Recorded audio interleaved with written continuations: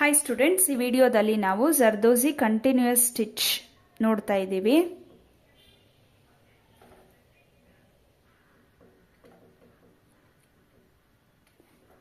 ಇದರಲ್ಲಿ 2 ಟೈಪ್ಸ್ ಬರುತ್ತೆ. First type, second type. First ಇದಕ್ಕೆ ನಾವು ಒಂದು ಲೈನ್ ಡ್ರಾ ಮಾಡ್ಕೋಬೇಕು.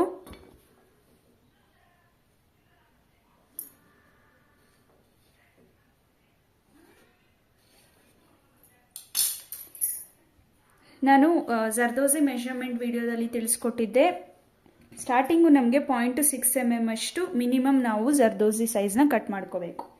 ಇದು ಹೇಗೆ ಕಟ್ ಮಾಡ್ಕೊಳ್ಳೋದು ನಾವು ಈ ಸೈಜ್ನ ಅಂದರೆ, ಸ್ಕೇಲಲ್ಲಿ ಒಂದು ಕಡೆ 0.6 cm ಅಷ್ಟು ಮಾರ್ಕ್ ಮಾಡ್ಕೊಳ್ಳಿ. ಇವಾಗ ನಾವು ಜರ್ದೋಸಿ ಏನಿದೆ ಇದು ಆಲ್ರೆಡಿ ನಾನು ಸ್ಟ್ರೆಚ್ ಮಾಡಿದ್ದೀನಿ. ಯಾವುದೇ ಜರ್ದೋಸಿ ಆಗಲಿ ಯೂಸ್ ಮಾಡೋಕ್ಕಿಂತ ಮುಂಚೆ ನೀವು ಸ್ಟ್ರೆಚ್ ಮಾಡಬೇಕು.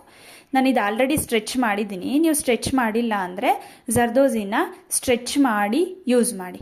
ಸೊ ಇವಾಗ ಆಲ್ರೆಡಿ ಸ್ಟ್ರೆಚ್ ಆಗಿರೋ ಜರ್ದೋಸಿ ಇದು. ನಾನು ಇವಾಗ ಈ ಮೆಷರ್ಮೆಂಟ್ ಪ್ರಕಾರ ಕಟ್ ಮಾಡ್ಕೋತೀನಿ.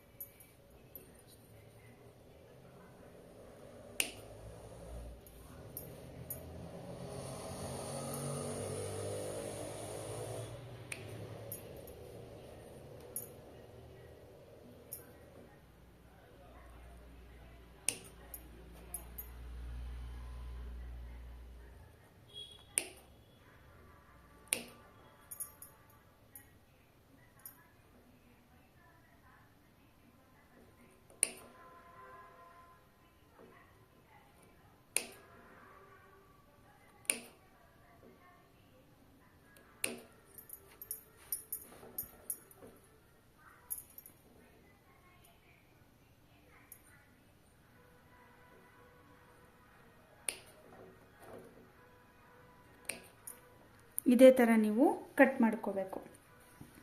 ನೆಕ್ಸ್ಟ್ ಇವಾಗ ನಾವು ಜರ್ದೋಸಿ ಕಂಟಿನ್ಯೂಯಸ್ ಸ್ಟಿಚ್ನ ನೋಡ್ತಾ ಇದ್ದೀವಿ. ಇದಕ್ಕೆ ನಾನು 24 ನಂಬರ್ ನೀಡಲ್,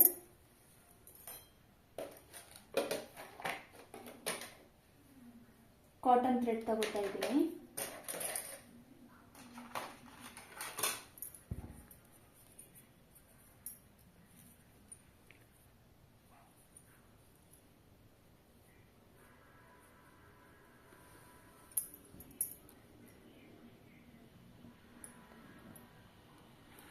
ನೀವು ಜರ್ದೋಸಿ ಫಸ್ಟ್ ಟೈಪಲ್ಲಿ ನೀವು ಜರ್ದೋಸಿ ಸ್ಟಿಚ್ ಮಾಡಬೇಕಾದ್ರೆ ನಾರ್ಮಲ್ ಇದು ನೀವು sugar bead cut bead single ಏನು ಹಾಕಿ ಸ್ಟಿಚ್ ಮಾಡ್ತಾ ಇದ್ರಿ ಅದೇ ಥರ ಬರುತ್ತೆ.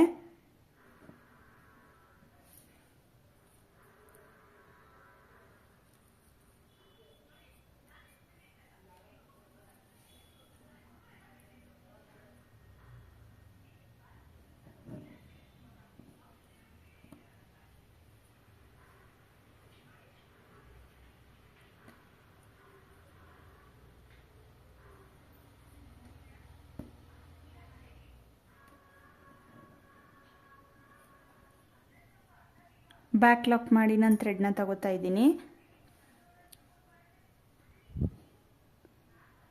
ಒಂದೊಂದೇ ಜರ್ದೋಸಿನ ಇದರೊಳಗಡೆ ಹಾಕ್ತಾ ಹೋಗಬೇಕು. ಹಾಕಿ ಈ ಥರ ಲಾಕ್ ಮಾಡ್ತಾ ಹೋಗ್ಬೇಕು. ಇದು ನಾರ್ಮಲ್ ನೀವು ಶುಗರ್ ಬೀಡ್ ಕಟ್ ಬೀಡೆಲ್ಲ ಸಿಂಗಲ್ ಹಾಕಿ ಲಾಕ್ ಮಾಡ್ತಾ ಇದ್ರಲ್ಲ, ಇದು ಅದೇ ಟೈಪು.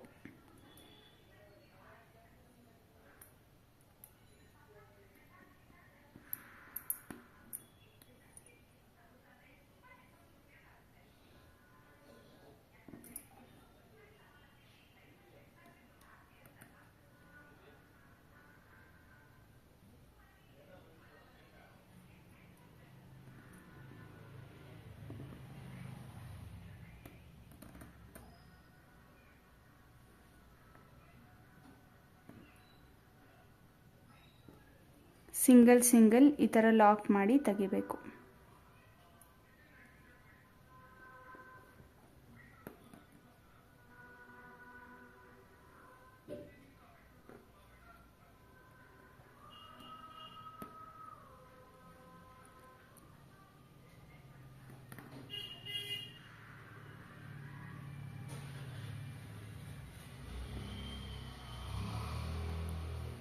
ಇಷ್ಟಾದಮೇಲೆ ಕೊನೆಯಲ್ಲಿ ಈ ಗ್ಯಾಪ್ ಬ್ಯಾಲೆನ್ಸ್ ಬರುತ್ತಲ್ಲ, ಅದಕ್ಕೆ ಯಾವುದಾದ್ರೂ ಜರ್ದೋಸಿನ ಶಾರ್ಟಾಗಿ ಕಟ್ ಮಾಡಿಕೊಂಡು ಅದನ್ನು ಅಲ್ಲಿಗೆ ಅಟ್ಯಾಚ್ ಮಾಡಬೇಕು. ಸೊ ಅವಾಗ ನಿಮಗೆ ಪೆಂಡಿಂಗ್ ಕಾಣಲ್ಲ, ಇನ್ಕಂಪ್ಲೀಟ್ ಕಾಣಲ್ಲ, ಕ್ಲಿಯರಾಗಿ ಕಾಣುತ್ತೆ. ಇದು ಫಸ್ಟ್ ಟೈಪ್ ಆಯಿತು. ನೆಕ್ಸ್ಟ್ ಇವಾಗ ಸೆಕೆಂಡ್ ಟೈಪ್ ನೋಡೋಣ. ಇದು ತುಂಬ ಇಂಪಾರ್ಟೆಂಟ್ ಸ್ಟಿಚ್ಚು. ಜರ್ದೋಸಿ ವರ್ಕಲ್ಲಿ ನೀವು ಇದನ್ನು ಪ್ರಾಕ್ಟೀಸ್ ಮಾಡಲೇಬೇಕು. ಸೊ ಇವಾಗ ಸೆಕೆಂಡ್ ಟೈಪ್ ಯಾವ ಥರ ಮಾಡೋದು ಅಂದರೆ, ನಾವು ಆಲ್ರೆಡಿ ಇಲ್ಲಿ ಕಟ್ ಮಾಡ್ಕೊಂಡಿದ್ದೀನಿ. ನಾನು ಹೇಳ್ದಾಗೆ ಮ್ಯಾಕ್ಸಿಮಮ್ ಟಿಪ್ ಒಳಗಡೆ 24 ನಂಬರ್ ಟಿಪ್ ಒಳಗಡೆ ನಮಗೆ 1.4 ಸೆಂಟಿಮೀಟರ್ ಅಷ್ಟು ಜರ್ದೋಸಿ ಒಳಗಡೆ ಹೋಗುತ್ತೆ. ಸೊ ನಾನು 1.4 ಸೆಂಟಿಮೀಟರ್ ಅಷ್ಟು ಜರ್ದೋಸಿ ಕಟ್ ಮಾಡ್ಕೊಂಡಿದ್ದೀನಿ.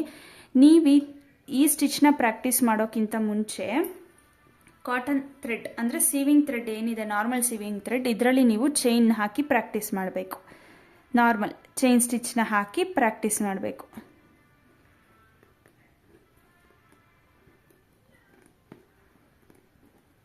ಈ ಥರ ನಾರ್ಮಲ್ ಚೈನ್ ಸ್ಟಿಚ್ನ ಹಾಕಿ ನೀವು ಪ್ರಾಕ್ಟೀಸ್ ಮಾಡಾದ್ಮೇಲೆ ನೀವು ಜರ್ದೋಸಿ ಸ್ಟಿಚ್ನ ಹಾಕಬೇಕು. ಸೊ ಇವಾಗ ನಾನು ಇಲ್ಲಿ ತೋರಿಸ್ತಾ ಇದ್ದೀನಿ. ನೆಕ್ಸ್ಟು 1.4 ಸೆಂಟಿಮೀಟರ್ ಅಷ್ಟು ಕಟ್ ಮಾಡ್ಕೊಂಡಿದ್ದೀವಲ್ಲ, ಅದನ್ನು ನಾನು ಜರ್ದೋಸಿನ ತಗೋತಾ ಇದ್ದೀನಿ. ತಗೊಂಡಾದ್ಮೇಲೆ ಈ ಸೈಡಿಂದ ಸ್ಟಾರ್ಟ್ ಮಾಡ್ಕೋತಾ ಬರ್ತೀನಿ.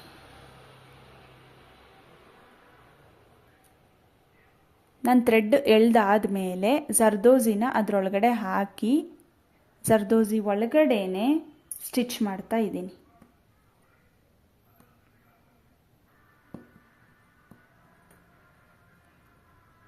ಜರ್ದೋಸಿನ ನೀಡಲ್ ಒಳಗಡೆ ಹಾಕೋಬೇಕು. ಥ್ರೆಡ್ ಒಳಗಡೆ ಜರ್ದೋಸಿನ ಹಾಕಿ ಕಂಟಿನ್ಯೂಸ್ ಅದರೊಳಗಡೆನೆ ನಾವು ಸ್ಟಿಚ್ ಮಾಡ್ತಾ ಬರಬೇಕು.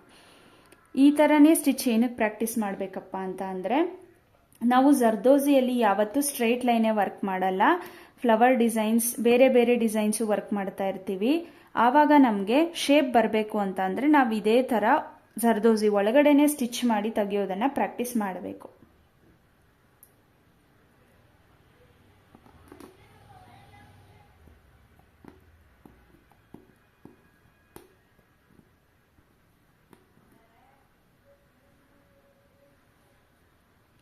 ಸ್ಟಾರ್ಟಿಂಗ್ ಸ್ವಲ್ಪ ಕಷ್ಟ ಅನಿಸುತ್ತೆ, ನನಗೂ ಸ್ಟಾರ್ಟಿಂಗ್ ತುಂಬಾ ಕಷ್ಟ ಆಗಿತ್ತು. ಬಟ್ ಪ್ರಾಕ್ಟೀಸ್ ಮಾಡಿದ್ಮೇಲೆ ಆಟೋಮೆಟಿಕ್ ಆಗಿ ಬಂದ್ಬಿಡುತ್ತೆ. ನೀವು ಪ್ರಾಕ್ಟೀಸ್ ಮಾಡಿ, ಬರುತ್ತೆ. ಬರಲ್ಲ ಅಂತ ಬಿಟ್ಬಿಡ್ಬೇಡಿ.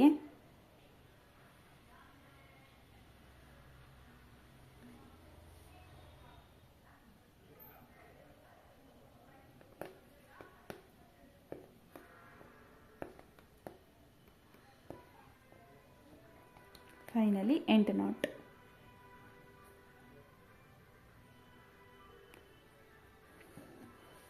ಇದು ಬಂದ್ಬಿಟ್ಟು ಸಾದಿ ಫಸ್ಟ್ ಟೈಪ್. ಇದು ಫಸ್ಟ್ ಟೈಪ್ ಸಾದಿಯಲ್ಲಿ ಫಸ್ಟ್ ವರ್ಕ್ 2A. ನೆಕ್ಸ್ಟ್ ನಾವು 2B ಮಾಡಬೇಕು. ಇದಕ್ಕೆ ನಾನು ಇಲ್ಲಿ ಶೇಪ್ನ ಮಾರ್ಕ್ ಮಾಡ್ತಾ ಇದ್ದೀನಿ.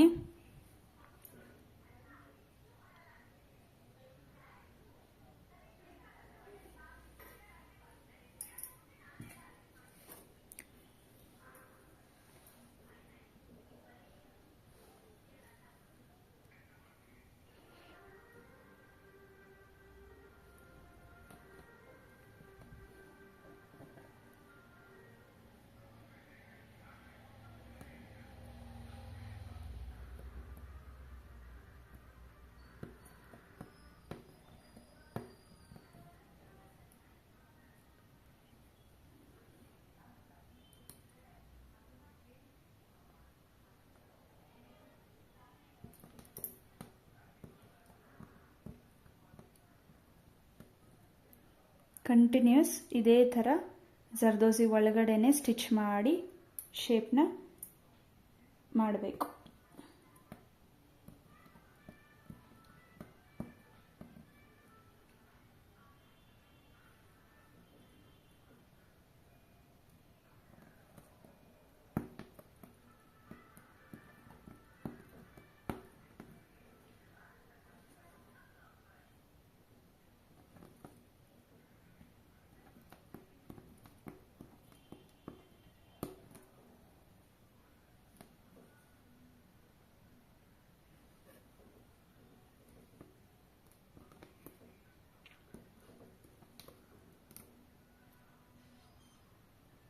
ಈ ಥರ ಮಧ್ಯದಲ್ಲೇ ಜರ್ದೋಸಿ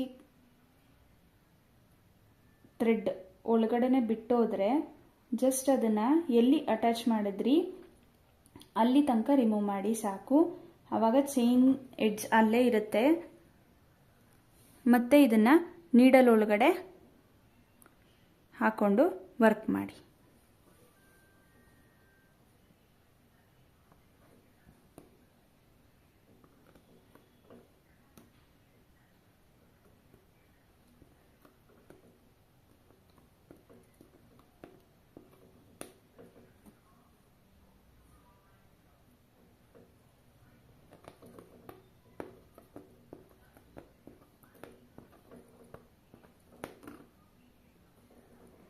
ನಾನಿವಾಗ ಸಾದಿಯಲ್ಲಿ ಏನು ನಿಮ್ಮ 2A 2B ಅಂತ ಎರಡು ಶೇಪ್ ಮಾಡಿ ತೋರಿಸ್ದೆ, ಸ್ಟ್ರೈಟ್ ಲೈನ್ ಮತ್ತು ಕರ್ವು. ಸೇಮ್ ಇದೇ ಥರ ನೀವು ಕೋರ ಮತ್ತು ನಕ್ಷೆಯಲ್ಲಿ ಮಾಡಿ ಸಬ್ಮಿಟ್ ಮಾಡಬೇಕು. ಇದು ಜರ್ದೋಸಿ ಕಂಟಿನ್ಯೂಸ್ ಸ್ಟಿಚ್. ಇಲ್ಲಿ ನೋಡ್ಬೋದು ಏನು ಗ್ಯಾಪ್ಸ್ ಕಾಣಿಸ್ತಾ ಇಲ್ಲ. ಸೇಮ್ ಇದೇ ಥರನೇ ನೀವು ವರ್ಕ್ ಮಾಡಬೇಕು. Thank you.